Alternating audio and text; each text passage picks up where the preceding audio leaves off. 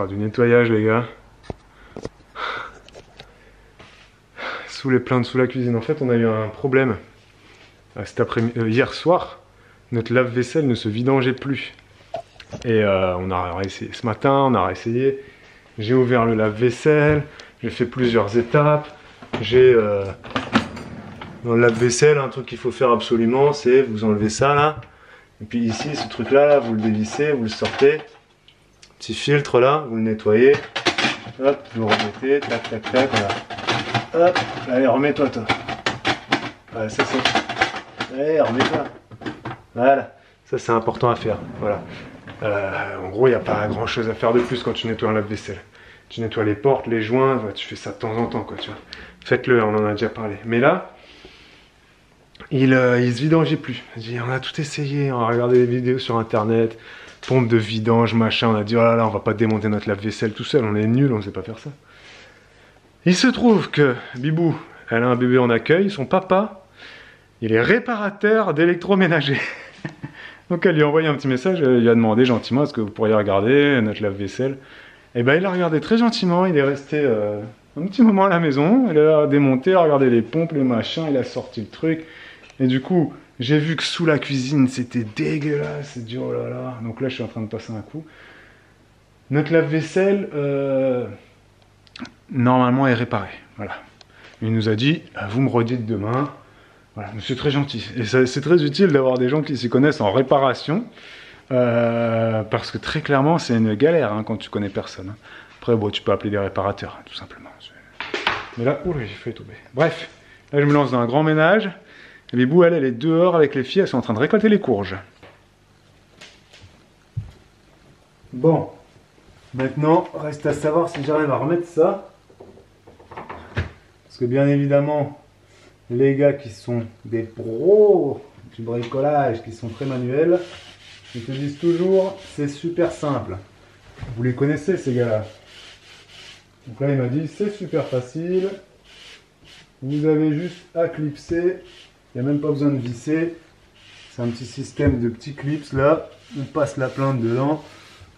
On la remet et hop. Eh ben les gars, je vais essayer de le faire. Je vais essayer d'être moins con qu'un con. Et je vais y arriver. Alors, où sont les clips? Voilà. Je me connais, hein. Je me connais. Oh, j'y suis là. Oh oui. Oh oui, oui. Oh mais oui. Oui. Yes. Mais oui. Ah, j'ai pas de clips là. Pas grave. Oh, j'ai réussi. C'est trop facile. Il avait raison. Il avait raison. C'était super facile. Trop content. Ah, c'est propre. J'ai pu voir du coup ce qu'il y avait sous notre cuisine. Parce que nous, ça fait plus de 4 ans qu'on est là, ou 3 ans, je sais plus. J'avais jamais regardé où était l'arrivée d'eau du mon lave-vaisselle. J'avais jamais regardé ça, moi. Moi, c'est juste on-off le lave-vaisselle. Voilà, comme plein de gens, j'en ai rien à ça. Je m'en fiche de savoir où passent les tuyaux et tout. Maintenant, je sais, oui, oui, oui. Parce que quand t'as des cuisines comme ça, tout est encastré, tout est machin. C'est pas le plus évident du monde, quoi, d'aller fouiller, dire alors comment. Bon, ben maintenant j'ai vu, on s'est mis à 4 pattes là. Ah, comme. Et on a, c'est bon, j'ai réussi. Victoire. Perdu dans la jungle. Une bibou se promène. Saurait vu l'identifier. C'est pas facile. Hein.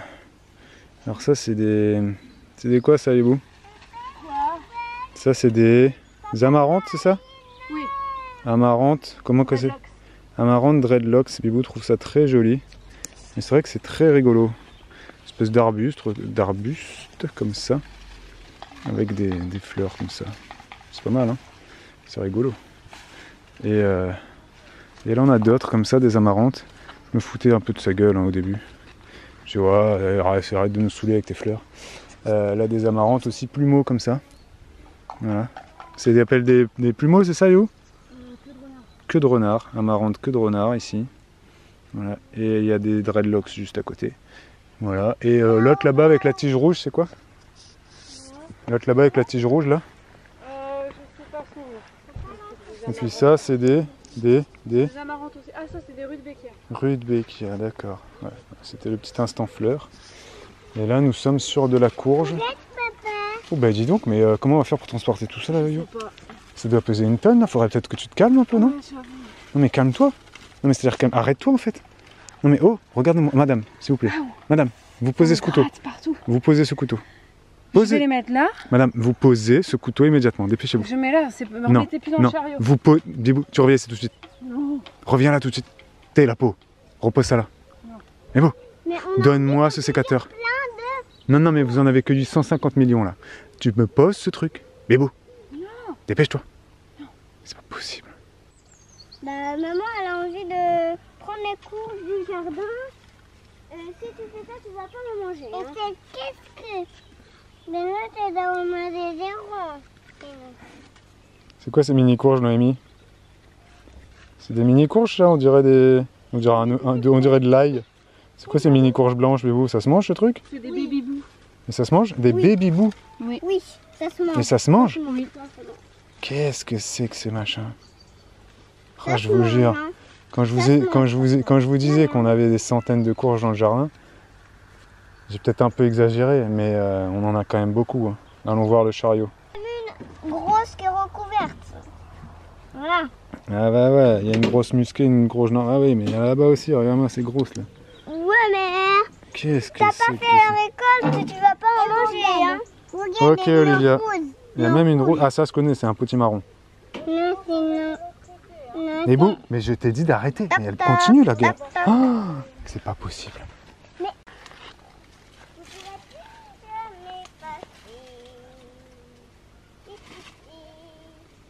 Mais bon, ouais. Tu poses ce sécateur. Non, mais j'ai bientôt fini. C'est pas possible. Incroyable celle-là. Oh là là là là. Elle ne s'arrête plus. Et alors pourquoi est-ce que Bibou récolte les courges tout de suite? Eh bien elle va vous l'expliquer dans une seconde. Hein Bibou? D'accord? T'expliqueras pourquoi tu récoltes les courges tout de suite. Parce qu'il y en a qui vont peut-être se dire c'est un peu trop tôt pour récolter les courges. Elle va vous dire ça. Il y en a qui me diront que c'est peut-être un peu trop tard. Et il y en a qui diront que c'est peut-être un peu trop tard. Bref, elle va vous donner son point de vue. Bien sûr, parce que là ça descend Olivia, donc tu vas te prendre les 50 millions de kilos sur les... Vas-y. Allez, je t'aide? Non, mais j'y arrive. Ok, vas-y, tiens, je te retiens quand même parce que j'ai très très lourd là quand même. C'est très très lourd. Allez, on descend doucement. Attention à l'arbre, on fait attention à l'arbre. Tourne. Tourne un peu encore, tourne. Vas-y, tire. Voilà, tire. Non, mais tourne pas trop. Voilà. Allez, vas-y, tire. Tire droit. Allez. Tourne dans l'autre sens maintenant. Ouais, c'est pas facile la vie. Hein. Moi, je vous le dis, les amis. La vie, elle n'est pas facile. Et ça m'a épuisé. Ah, et il y en a encore des mini-courges. Mais c'est facile à cuisiner, tes mini-courges bizarres là. Bon, au moins, ça a le mérite d'être joli. Hein. Ah, ce sera peut-être pas de la nourriture. L'ampoule, elle était pas guérie. T'as une ampoule? Bah oui. Ah, bah on mettra. Du coup, bah voilà. Ben, on mettra un pansement ce soir. T'inquiète pas, ma fille. Si c'est pas comme... Enfin, si c'est pas bon ou si c'est qu'on galère à cuisiner, ça fera de la déco. Hein. Mais t'as toujours pas fini? Tu veux que je t'aide à les prendre? Ah, tu m'aides, papa, allez. Tu me donnes des ordres, toi, déjà. Hein. T'as 5 ans, tu me donnes des ordres. Hein. Bah oui, hein. Ok. Faut que tu m'aides. Ok, je t'aide. Je prends celle-là? Je prends celle-là, comme ça? Je prends la grosse? Non, regarde, je peux le faire. Mais t'y arrives pas, elle est méga lourde. Si. Non. Si. Oh, t'as vu comme elle est lourde? Faut surtout pas les faire tomber, hein. Ça, c'est elle surtout est pas. dedans. Après, ça se conserve plus, hein. Ah ouais? Bah oui, c'est... Ah bah excuse-moi, j'ai fait une bêtise, je l'ai fait tomber. Quel boulet. Ok les amis, c'est mercredi. Je suis dans le garage, j'ai fait bien meilleur ici que dans le reste de la maison. C'est une journée très très chaude et c'est marrant parce que je crois pas que ce soit la journée la plus chaude de la semaine. Mais aujourd'hui je le vis beaucoup moins bien qu'hier. Peut-être parce que la maison n'a pas eu le temps de se rafraîchir, je sais pas. Ça se peut hein. Puis en même temps j'ai eu une matinée un peu fatigante. Pourtant on n'était pas très nombreux, on était 2 ce matin. J'étais juste avec un des petits que j'accueille. Babou est allé emmener les filles à la gym, ils ont fait plein de trucs, ils sont allés à la médiathèque, la ludothèque, etc. Et moi j'étais seule avec un petit qui était très relou ce matin. Donc c'était vraiment pas facile. On a eu une matinée du coup qui m'a donné très chaud. Et même à la fin, lui, quand il est rentré, il devait partir et puis il arrêtait pas de dire « J'ai chaud, j'ai chaud !» Et puis l'autre petit qui est arrivé, il était de mauvaise humeur aussi. Donc je me suis dit, oh là là, c'est la journée, si tout le monde est de mauvaise humeur, certainement c'est lié aussi à la chaleur. Et bah du coup, c'est encore plus chaud. Bref, du coup là c'est ma petite pause puisque c'est le temps de sieste. Et je voulais vous faire un petit tour des courges. Je sais pas trop ce que je vais vous raconter dessus, hein, mais on va en parler. Alors, faut que je me mette en auto. Voilà. Alors, nous sommes ici dans notre garde-manger. Non, je sais pas comment je dois dire ça. Nous avons 2 étagères comme ça. Ici, ce sont les confitures. Donc, comme vous pouvez voir, on va pas en manquer. Hein, j'arrête pas d'en faire et voilà. Donc, des bocaux de confiture, 2e étage. Nous avons des noisettes ici. Nous avons plein de noisettes ici, il faut que je les mette dans un bac puisque ça y est, elles sont sèches. En fait, c'est pour ça que je les ai empilées là, elles sont sèches. J'en ai encore là-haut, ici, bon, on en a quand même pas mal. Par là, ce sont les pommes de terre, donc je le laisse comme ça, vous savez à quoi ça ressemble. Et ici, nous avons les courges. Donc cette année, j'ai fait des courges spaghetti. Ça a été une variété chez moi cette année qui a été hyper productive. J'en ai une ici, j'en ai une là. Il me semble qu'il doit y en avoir qui traînent là-dessous, j'en ai là-dedans. Et j'en ai encore là-dessous, j'en ai ici, voilà, donc ça a été très très prolifique. Il y en a même ici, là, les 2 là, ce sont des courges spaghetti. J'ai pas eu beaucoup de plants, mais franchement, ça a bien donné. Me demandez pas combien j'en ai planté, hein, parce que j'en ai aucune idée. J'ai eu des potimarrons, et en fait, je crois que j'en ai que, je dois en avoir 3 ou 4 max. Ça n'a pas été très productif chez moi cette année. Ça, c'est une variété petite. Donc ça fait des fruits qui sont moins gros que les potimarrons qu'on trouve dans le commerce. J'ai fait de la courge musquée de Provence. Voilà, donc j'en ai eu 2 belles. Celle qui est derrière là, elle est encore plus grosse. Elles sont vraiment très très jolies. Je suis très très fière de ces courges. J'espère qu'elles seront bonnes maintenant. J'ai fait également, en grosse variété, j'ai fait de la longue de Nice. Il y en a une qui est là-dedans. Et il n'y en a qu'une, je ne sais pas pourquoi. Et sinon, en fait, cette année, je me suis tentée à des petites variétés. Donc, j'ai fait des courges Baby Boo qui sont comme ça. Vous voyez, donc ce sont des courges qu'on trouve souvent en déco à Terra Botanica. Je sais que tous les automnes, ils en mettent plein des comme ça. Donc, ça, c'est des Baby Boo. J'en ai fait cuire à l'eau ce midi. J'ai goûté. Ça a un goût de... Ça fait penser autant au goût et à la texture à de la pomme de terre ou à un autre tubercule... C'est assez farineux, donc je pense que pour faire des gâteaux, des purées, des gaufres, ça doit être vraiment vraiment chouette. Même peut-être si vous êtes des spécialistes de gnocchis, vous pouvez faire des gnocchis, je pense, à partir de ça, en mélange avec de la farine bien évidemment. Et j'ai fait également des Jack Be Little. Alors ça faisait quelques années que j'avais envie de m'y essayer. Je trouve ça trop beau. C'est tellement mignon. Et bah voilà, ces 2 variétés, Baby Boo et Jack Be Little, ça a été méga productif ici. Alors je ne sais pas la raison, je ne sais pas si c'est la variété qui veut ça. C'est une variété coureuse, donc voilà, il faut quand même de la place et ça fait entre 10 et 20 fruits par plant. Alors ici j'en ai une cagette pleine, enfin vous voyez le nombre de cagettes, ici on a encore plein de Baby Boo, tout est plein. Tout est plein, je ne sais pas ce que ça représente, il y en a encore quelques-unes qui sont dans le jardin.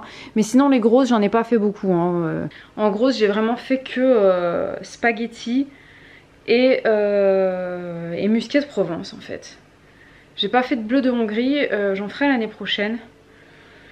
Et puis sinon, même les butternuts, alors je sais pas s'il y en a une qui traîne, là j'en vois pas. Si, il y en a une, je vais vous la montrer. J'ai fait une variété de butternut cette année, c'est de la butternut naine. Voilà, vous voyez la taille, c'est tout petit. En fait, pourquoi j'ai décidé de faire des toutes petites variétés? C'est parce que je ne veux pas renoncer aux courges, parce que j'adore ça. Mais à la maison, il n'y a que moi qui aime ça. Donc je me suis dit, en faisant des petites variétés comme ça, bah, je peux faire ça juste pour moi. Et puis voilà, de quoi faire goûter aux autres s'ils ont envie. Et puis j'ai quand même pris quelques grosses parce que je ferai gâteaux, gaufres, des choses comme ça. Et puis les courges spaghetti, je les ai faites parce que franchement, quand j'en avais fait au four la dernière fois, que j'avais râpé ça et on avait mangé ça, j'ai souvenir que les enfants avaient bien aimé. Parce que c'est une texture un peu différente. Vous savez que la fourchette, vous grattez, et, ça fait des spaghettis, donc c'est assez sympa. Et puis bah, je sais que mes parents, ils vont en prendre quelques-unes. Mais je suis assez contente. L'année prochaine, je pense que j'en ferai encore plus. Surtout les grosses, parce qu'en fait, ça fait vraiment, vraiment beau comme ça dans l'étagère. Donc j'en ferai, je pense, davantage. C'est une culture que je vous recommande de faire. C'est facile à faire. Ça ne demande pas d'entretien. Cette année on ne les a pas arrosés, on s'en est pas occupé. J'ai vraiment juste, je les ai semés en godet parce que comme on a pas mal de limaces chez nous, je voulais pas que ça se fasse dévorer. Donc effectivement j'ai dû faire une culture en godet au préalable et ensuite j'ai juste mis, j'ai planté en terre et puis je m'en suis plus occupée et puis là on récolte. En cette saison. Et pourquoi je les récolte maintenant? Alors il y a un grand débat là-dessus, hein. Les gens disent, il y a beaucoup de gens qui disent qu'il faut les récolter quand tout est sec, tout est mort, parce que c'est là qu'elles sont vraiment matures. Et récemment, et c'est ce que je comptais faire, et en fait c'est quasiment ce que j'ai fait parce que il y a plein de plants qui sont en train de dépérir. Il y a quand même des nouveaux fruits qui viennent, donc on va voir si ça arrive à terme. Mais j'ai vu la dernière vidéo de Olivier, le potager d'Olivier, et il disait que contrairement à ce que les gens pensent, finalement le fruit se conserve mieux si tu le cueilles avant maturité complète.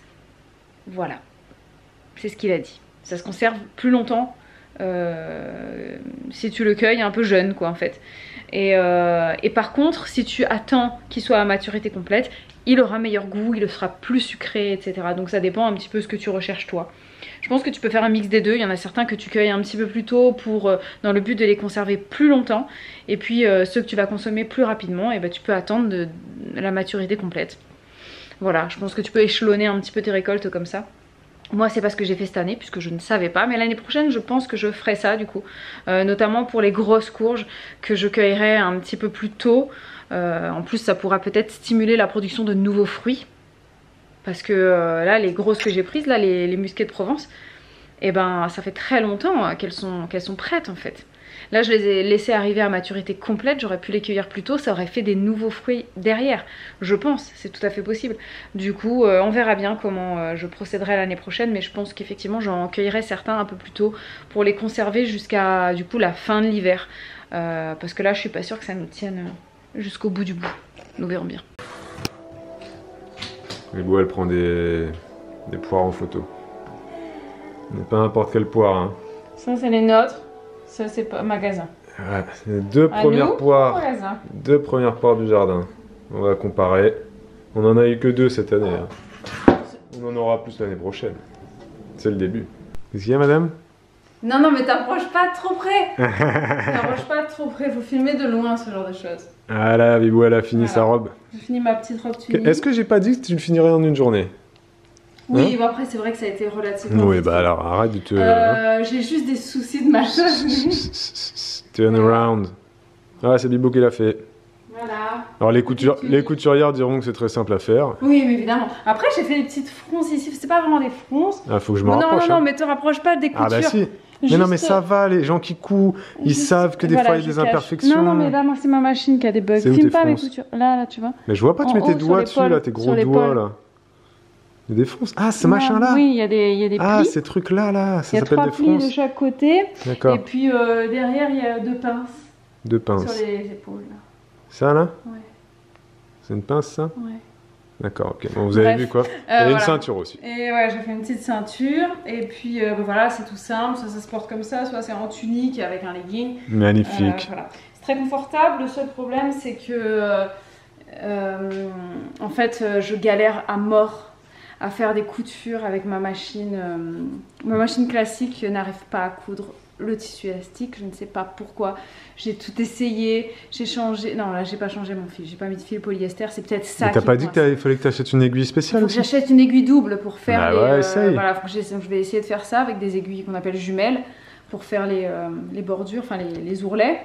Et non mais c'est bien, t'as fait ça vite quand même. Ouais, bon, même si t'es pas satisfaite. Faut pas regarder mes finitions. Par contre, au niveau surjeteuse, je voulais faire un petit point parce que cette robe, voilà. Cette robe, je l'ai assemblée avec ma surjeteuse. Donc au niveau des finitions, j'ai pris ma machine à coudre classique. Parce que pour faire les ourlets, on ne peut pas le faire avec la surjeteuse. Et en fait, ça ne va pas. Ça ne va pas, comme je vous ai dit, c'est vraiment très problématique. Mais en tout cas, au niveau de l'assemblage avec ma surjeteuse, ça y est. Je l'ai comprise, en tout cas pour ce qui est d'assembler des tissus. Voilà, je sais exactement où positionner mon tissu, je sais où est-ce que ça va coudre, je sais où est-ce que ça va couper. Voilà, j'arrive maintenant à bien suivre ma ligne et tout ça. Je suis très contente. Très contente. Et au niveau de l'assemblage, ça a été, je peux le dire, parfait. Voilà, donc j'ai vraiment assemblé à perfection les côtés et les épaules. Par contre, reste la problématique de mes ourlets. Donc à un moment donné, il va falloir que je change cette machine. Je sais déjà en plus laquelle je veux. C'est une Brother que je veux m'acheter, qui est donc électronique. Celle-ci, elle est très bien.